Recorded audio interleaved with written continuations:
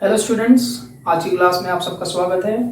आज की क्लास में हम जो केमिस्ट्री का फर्स्ट चैप्टर है आपका chemical reactions and chemical equations, हम उसे स्टार्ट कर रहे हैं। आज की क्लास में जो पॉइंट्स हम कवर करेंगे वो है, पहला जो बेसिक्स है वो हम देखेंगे कि केमिकल रिएक्शन का मतलब क्या है, व्हाट इज केमिकल रिएक्शन। दूसरा हम देखेंगे कि जब भी कहीं कोई केमिकल रिएक्शन होती है तो उस दौरान कौन से ऐसे चेंजेस है जो हम देख सकते हैं।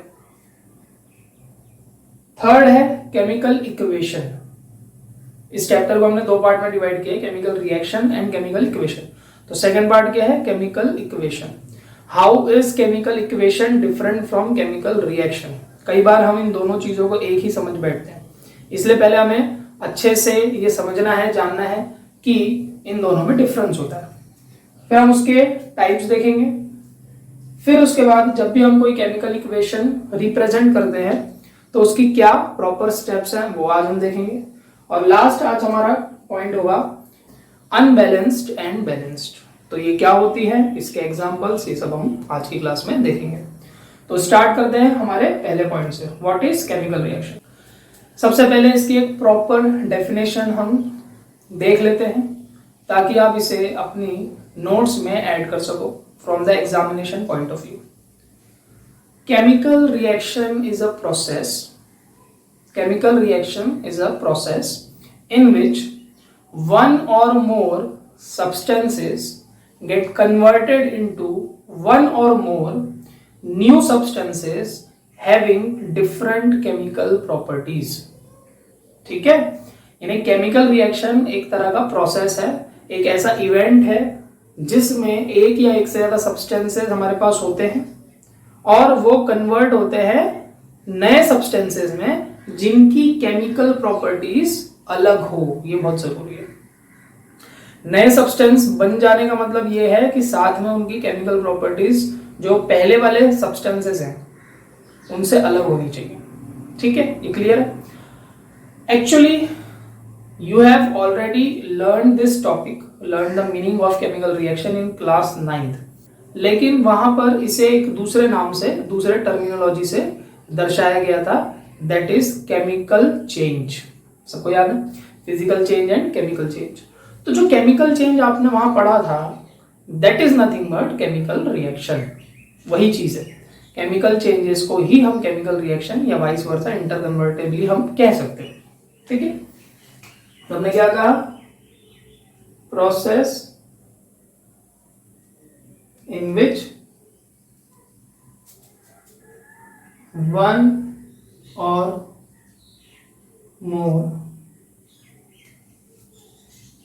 मोर सब्सटेंसेस, जो सब्सटेंसेस शुरुआत में होते हैं केमिकल रिएक्शन में उन्हें हम रिएक्टेंट्स कहते हैं। अभी बहुत इंपॉर्टेंट टर्म है।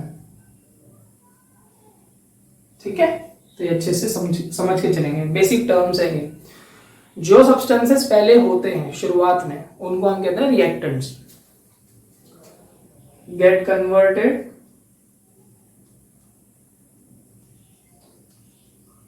इनटू वन और मोर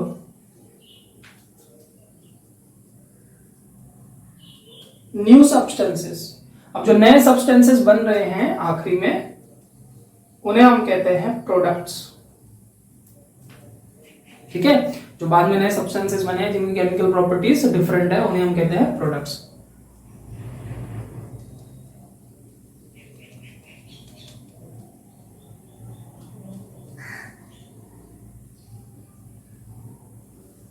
बहुत ही सिंपल वे में अगर हम समझे इसे तो सिंपल हम कह सकते हैं कि हमारे पास शुरुआत में रिएक्टेंट्स होते हैं जो कन्वर्ट हो जाते हैं, चेंज हो जाते हैं प्रोडक्ट्स।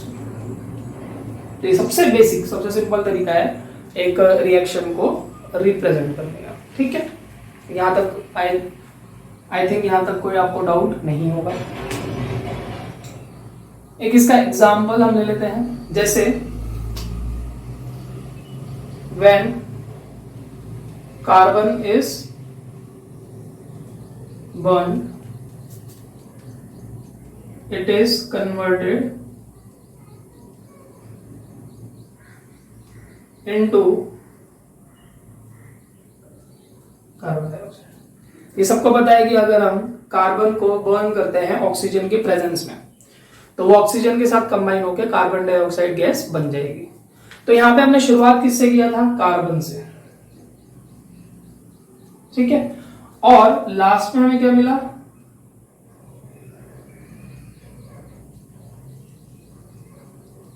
Carbon dioxide. तो कार्बन से कार्बन डाइऑक्साइड बन गया। सबको पता है कि इसकी केमिकल प्रॉपर्टी अलग है, फॉर्मूला अलग है, इसकी केमिकल प्रॉपर्टी अलग है, फॉर्मूला अलग है। इसीलिए जिन सब्सटेंसेस का केमिकल फॉर्मूला डिफरेंट होता है ये समझ लेना कि उनकी केमिकल प्रॉपर्टीज भी डिफरेंट होगी, इसीलिए इसे हम एक केमिकल रिएक्शन कह सकते हैं। तो हमारे नेचर में, हमारी बॉडी में, इस पूरे यूनिवर्स में हर जगह बहुत सारी केमिकल रिएक्शंस लगातार हो रही है कंटिन्यूअसली, ठीक है। और जो लिविंग ऑर्गेनिजम्स होते हैं उनमें भी जो मेन लाइफ प्रोसेसेस है, जो बायोलॉजिकल प्रोसेस है इंपॉर्टेंट, जैसे कि रेस्पिरेशन हो गया, डाइजेशन हो गया, ट्रांसपोर्टेशन हो गया, रिप्रोडक्शन हो गया, ये सारे प्रोसेसेस की वजह से ही कोई ऑर्गेनिज्म लिविंग कहलाता है। These processes involve large number of well defined and well controlled chemical reactions. यानी केमिकल रिएक्शंस की वजह से ही एक तरह से हम कह सकते हैं कि बायोलॉजिकल सिस्टम लिविंग रह पाता है, ठीक है। तो नेक्स्ट पॉइंट पे आते हैं, changes occurring during a chemical reaction. तो मान लीजिए कि कहीं पर भी कोई केमिकल रिएक्शन हो रही है, कहीं भी हो सकती है, तो जब वो केमिकल रिएक्शन हो रही होगी तो उस दौरान आपको बाहर से क्या क्या चेंजेस आप ऑब्जर्व कर सकते हो वो हम देख रहे हैं। पहला,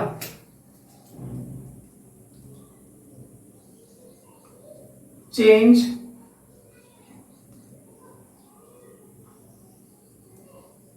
इन फिजिकल स्टेट। यानी कि हो सकता है कि आपके पास जो रिएक्टेंट्स हैं उसकी फिजिकल स्टेट अलग हो, सॉलिड, लिक्विड, गैस, कुछ भी हो सकती है, लेकिन जब केमिकल रिएक्शन हुई तो आपको बाहर से दिखा कि जो फिजिकल स्टेट है वो चेंज हो गई।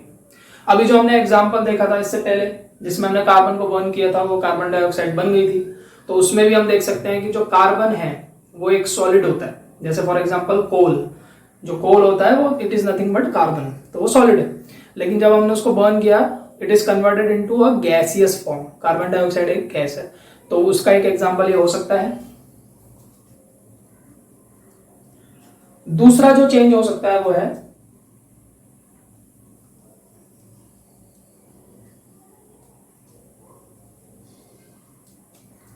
Change in colour. यानी कि आपके पास जो रिएक्टेंट्स है उनका कुछ अलग कलर है या वो कलर्ड है ही नहीं, और जब रिएक्शन हुई तो आपको कलर में चेंज नजर आया, ठीक है। तो इसका एक एग्जांपल हम ले सकते हैं, जैसे अगर हम कॉपर सल्फेट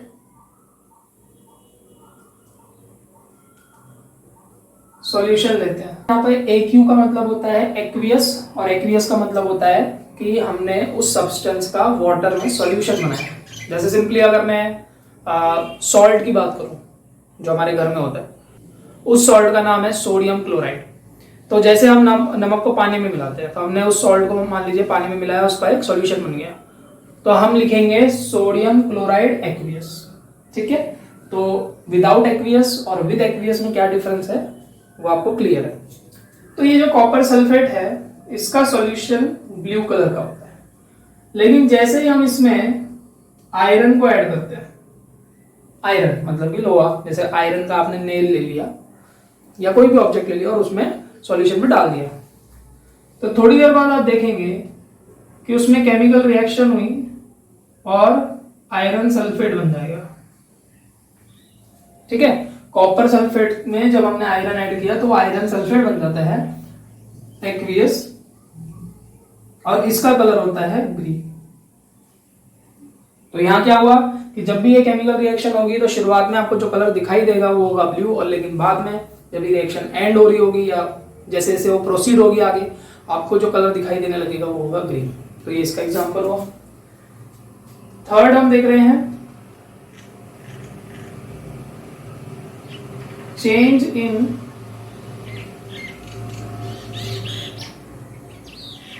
टेम्परेचर। यानी कि जब कोई केमिकल रिएक्शन होती है तो वहां का, उस जगह का टेम्परेचर भी चेंज हो सकता है। अब ये क्यों होता है? क्योंकि कई बार ऐसा होता है कि जब हम रिएक्टेंट्स को प्रोडक्ट्स में कन्वर्ट करते हैं तो जो हीट एनर्जी है वो वहां पे प्रोड्यूस होती हो, बनती हो। जब भी रिएक्टेंट प्रोडक्ट में कन्वर्ट हो रहा हो तो वहां पे हीट एनर्जी बन रही हो। जब हीट एनर्जी बनेगी और वो एनवायरनमेंट में जाएगी तो वो एनवायरनमेंट को गर्म करेगी, टेम्परेचर को बढ़ाएगी। उसी तरह से कभी किसी रिएक्शन में अगर रिएक्टेंट को प्रोडक्ट में कन्वर्ट कर रहे हैं और अगर उस दौरान रिएक्टेंट सराउंडिंग से हीट एब्जॉर्ब कर रहे हैं तो सराउंडिंग की हीट क्या होगी? कम होगी। जब सराउंडिंग की हीट कम होगी तो टेम्परेचर भी कम होगा। तो ऐसा भी हो सकता है बहुत सारी रिएक्शन में कि टेम्परेचर में चेंज आपको देखने को मिले। ठीक है, इसे आप घर पे भी खुद देख सकते हैं। जैसे सबको पता है कि जो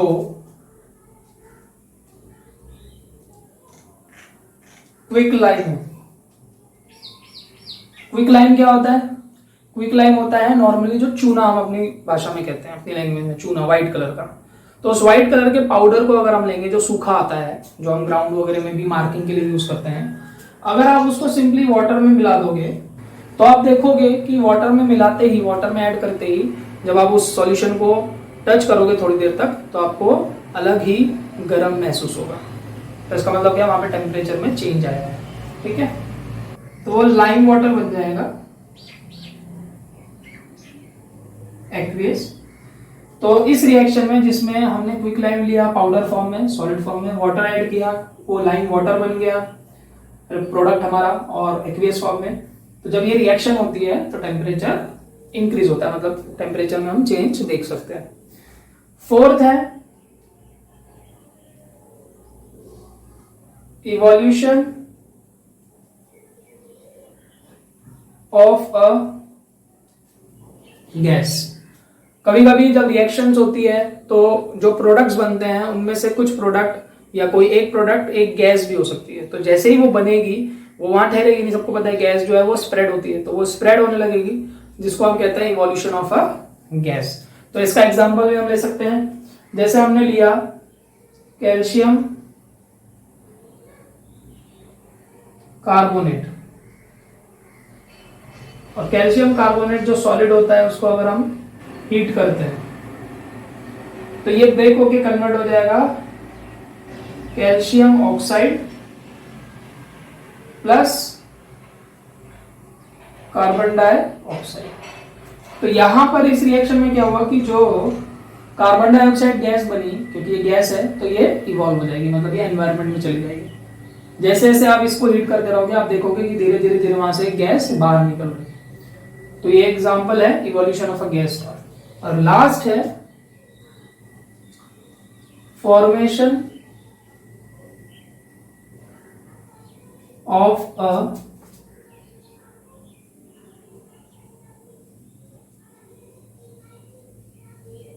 प्रेसिपिटेट। तो प्रेसिपिटेट का मतलब क्या है सबसे पहले ये देखेंगे।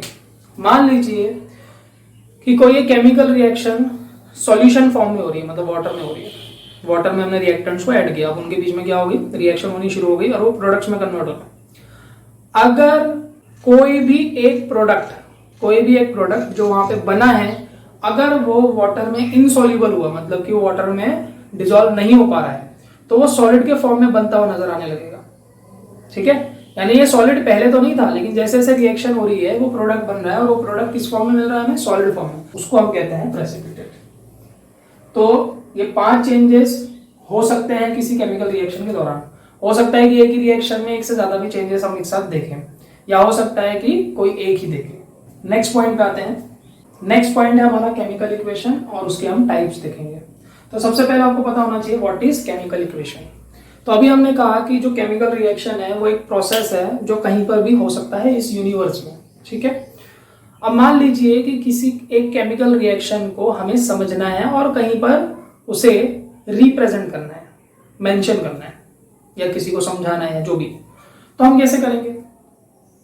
बात समझ में?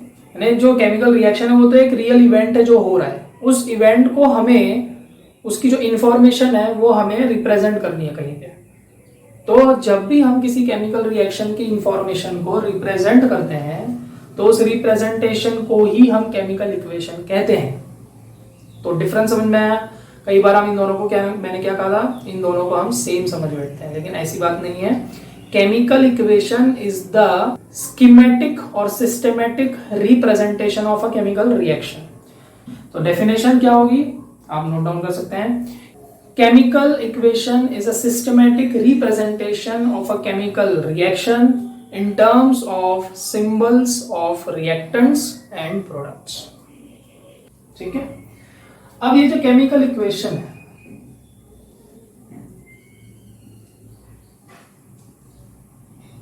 इसके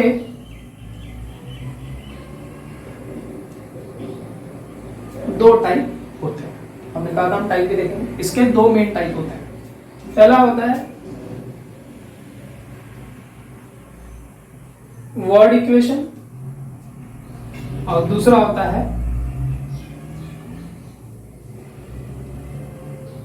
सिंबॉलिक इक्वेशन। वर्ड इक्वेशन में क्या होता है कि जो रिएक्टेंट्स हैं और प्रोडक्ट्स हैं उन्हें हम उनके वर्ड के फॉर्म में, उनके जो नाम है उन्हें वर्ड के फॉर्म में रिप्रेजेंट करते हैं। जैसे फिर से हम बात कर लेते हैं, when carbon is burned it reacts with oxygen to form carbon dioxide. ये एक केमिकल रिएक्शन है। तो इसको हम सिस्टमेटिकली कैसे दिखा सकते हैं in terms of word equation. हमारे पास रिएक्टेंट कौन है, सबसे पहले हम रिएक्टेंट को लिखेंगे कार्बन सॉलिड प्लस वो किसके साथ रिएक्ट कर रहा है, ऑक्सीजन जो एक गैस है, ठीक है। और फिर हम एक एरो बनाते हैं लेफ्ट हैंड और राइट हैंड साइड में एक एरो बनाते हैं और प्रोडक्ट क्या बना, कार्बन डाइऑक्साइड जो एक गैस। तो जब हम इस तरह से किसी केमिकल रिएक्शन को रिप्रेजेंट करते हैं तो उसको हम कहते हैं वर्ड इक्वेशन। समझ में आया? लेकिन वर्ड इक्वेशन की कुछ लिमिटेशंस होती है। पहली, थोड़ा सा टाइम कंज्यूमिंग है। दूसरा, ये ज्यादा सिस्टमेटिक नहीं है। कैसे सिस्टमेटिक नहीं है? मान लीजिए कभी मैंने इस रिएक्शन के लिए थोड़ा कम कार्बन लिया, कभी मैंने ज्यादा कार्बन लिया, ठीक है। एक कार्बन एटम के साथ ऑक्सीजन के कितने एटम्स रिएक्ट कर रहे हैं, इसके एक मॉलिक्यूल के साथ उसके कितने मॉलिक्यूल रिएक्ट कर रहे हैं, फिर प्रोडक्ट के कितने मॉलिक्यूल बन रहे हैं, ये सब क्वांटिटेटिव इंफॉर्मेशन हमें वर्ड इक्वेशन से नहीं मिल सकती। तो वर्ड इक्वेशन की लिमिटेशंस क्या है? It is less systematic, it gives less information and it does not tell about the quantities of reactants reacted and the quantities of product formed। ठीक है, तो हम सेकेंड टाइप देखेंगे जो हमारे लिए ज्यादा इंपॉर्टेंट है और हम इसी को साथ में लेके चलेंगे आगे तक, दैट इज सिंबॉलिक इक्वेशन। तो सिंबॉलिक इक्वेशन नाम से बता रहा है कि इसमें हम क्या करते हैं, रिएक्टेंट्स और प्रोडक्ट्स को उनके सिंबल्स यानी केमिकल फॉर्मूला के फॉर्म में एक्सप्रेस करता है, रिप्रेजेंट करता है। तो अगर हमने जो अभी रिएक्शन लिखी थी वर्ड फॉर्म में, उसी को अगर हम सिंबॉलिक वे में रिप्रेजेंट करना चाहें तो कैसे होगा? सबको पता है कार्बन का केमिकल फॉर्मूला होता है C, फिर हम लिखते हैं उसकी फिजिकल स्टेट, तो वो है सॉलिड, प्लस दूसरा रिएक्टेंट यहाँ पे कौन है जो पहले से था और वो रिएक्ट कर रहा है, ऑक्सीजन। ऑक्सीजन का फॉर्मूला होता है हमेशा O2, एक गैस है, और ये बन गया कार्बन डाइऑक्साइड। कार्बन डाइऑक्साइड का क्या फॉर्मूला है, CO2, और ये भी एक गैस। तो इसे हम कहते हैं सिंबॉलिक इक्वेशन। तो ये ज्यादा इंफॉर्मेटिव है, इजी भी है, ज्यादा सिस्टमेटिक है, और ये क्वांटिटीज के बारे में भी बताती है। ठीक है, तो अब हम देखते हैं हमारा नेक्स्ट पॉइंट जो कि है steps to write a chemical equation. Properly जब हम एक कंप्लीटली केमिकल इक्वेशन को लिखते हैं तो उसमें क्या क्या स्टेप्स होती है, ये तो मैंने एक बेसिक बता दिया। इसके अलावा भी कुछ इंफॉर्मेशन होती है जो हम केमिकल इक्वेशन रिप्रेजेंट करते हुए दिखाते हैं। तो फर्स्ट स्टेप क्या है, जितने भी रिएक्टेंट्स हैं आपको उन्हें लेफ्ट हैंड साइड पे उनके सिंबॉलिक फॉर्म में एक्सप्रेस करना है। अगर एक से ज्यादा रिएक्टेंट्स हैं तो you have to separate those reactants by placing plus sign in between them. ठीक है, सेकेंड स्टेप होता है जो राइट हैंड साइड है उसमें हमें प्रोडक्ट्स के सिंबल्स को लिखना होता है। फिर से अगर एक प्रोडक्ट्स एक से ज्यादा है so they should be separated by a plus sign. अगर एक ही रिएक्टेंट है, एक ही प्रोडक्ट है, फिर हमें वो प्लस साइन की जरूरत नहीं होगी। Third step is we have to place an arrow between the reactants and the products. Reactants जहां खत्म हो रहे हैं और जहां से प्रोडक्ट शुरू हो रहे हैं उनके बीच में हमें एक एरो प्लेस करना होता है जिसकी डायरेक्शन हमेशा प्रोडक्ट की तरफ होगी। ठीक है। फोर्थ स्टेप हमारी होती है कि जो रिएक्टेंट्स और प्रोडक्ट्स हैं उनके राइट हैंड साइड सबस्क्रिप्ट में हमें उनकी फिजिकल स्टेट लिखनी होती है। अब ये राइट हैंड साइड सबस्क्रिप्ट का मतलब होता है, जैसे मान लीजिए हमने लिखा CO2, इसकी फिजिकल स्टेट क्या होती है? गैस। तो राइट हैंड साइड सबस्क्रिप्ट का मतलब होता है नीचे की तरफ, तो हम यहां थोड़ा सा नीचे की तरफ गैस लिखेंगे। ऐसा नहीं कि हमने इसके साथ लिख दिया, तो ये तरीका गलत है। हमें साथ नहीं लिखना, नीचे लिखना है। ठीक है, इसको कहते हैं सबस्क्रिप्ट। अब इसके लिए आपको याद रखना है जो सॉलिड है अगर कोई, तो उसके लिए हम इंडिकेशन देते हैं ब्रैकेट में S, क्योंकि इंडिकेशन भी फिक्स है, हम अपने हिसाब से नहीं इसको चेंज कर सकते। अगर लिक्विड है तो हम लिखते हैं L, अगर गैस है तो हम लिखते हैं G, या गैस के लिए एक और तरीका होता है कि हम उसके साइड में एक एरो, अपवर्ड एरो हम बना सकते हैं। ठीक है, G और अपवर्ड एरो। ठीक है, और एक और मैंने बताया था कि अगर वो सॉल्यूशन फॉर्म में है, एक्वियस सॉल्यूशन है, मतलब वाटर में वो मिला हुआ है, तब हम लिखेंगे एक। ठीक है,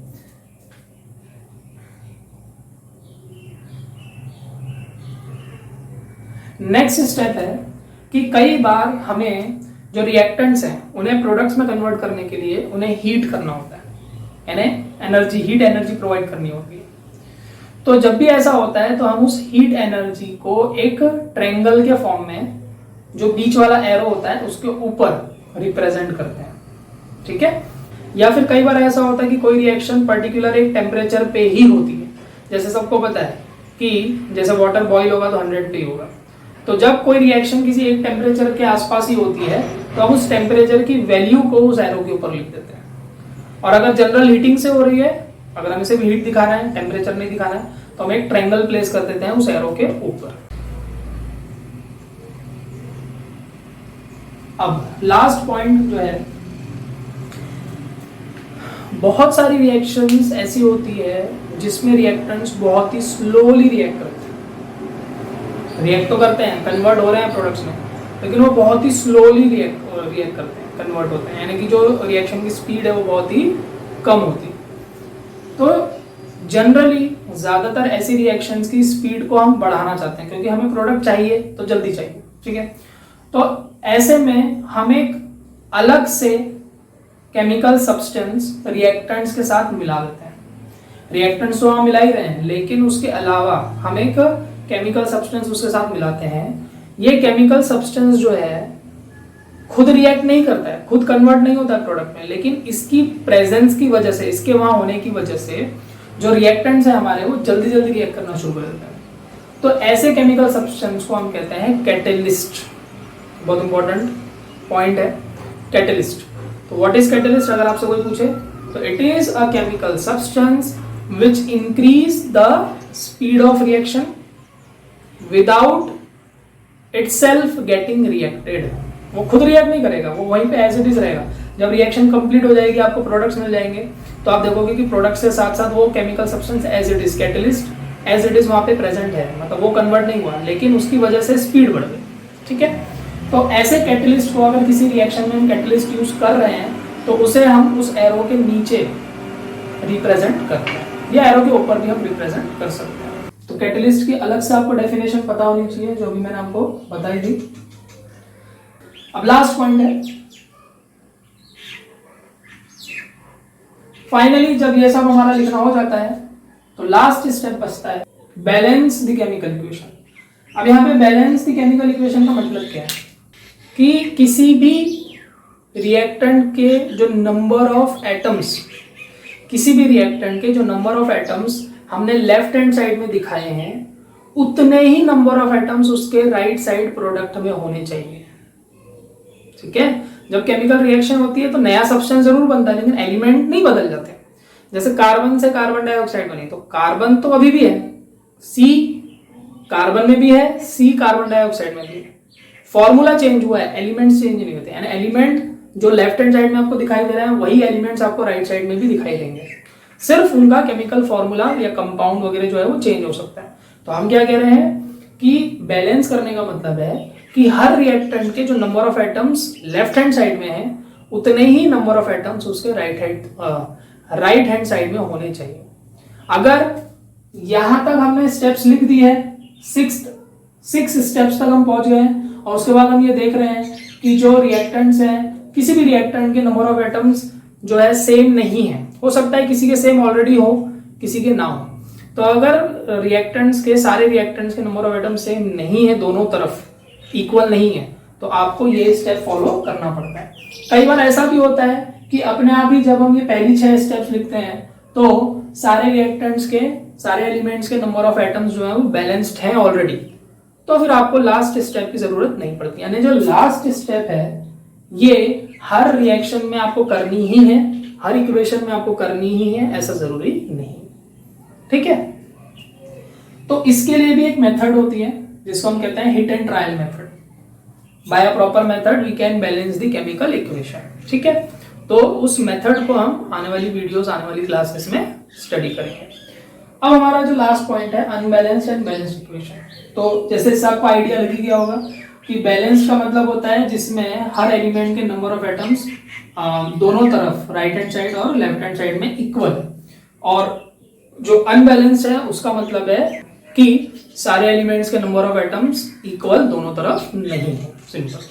ठीक है, तो इसे अलग से लिखने की जरूरत नहीं है, इसके साथ ही आप इसका मतलब समझ गए।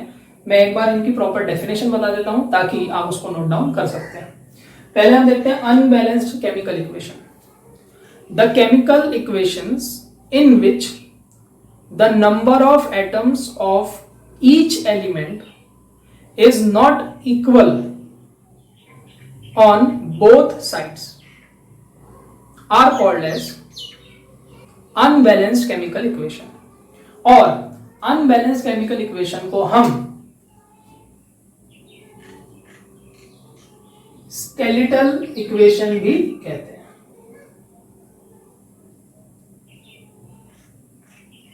Unbalanced chemical equations are also called as skeletal equations. तो फिर बैलेंस इक्वेशन की क्या डेफिनेशन होगी? बिल्कुल सिंपल है, एक वर्ड का डिफरेंस है।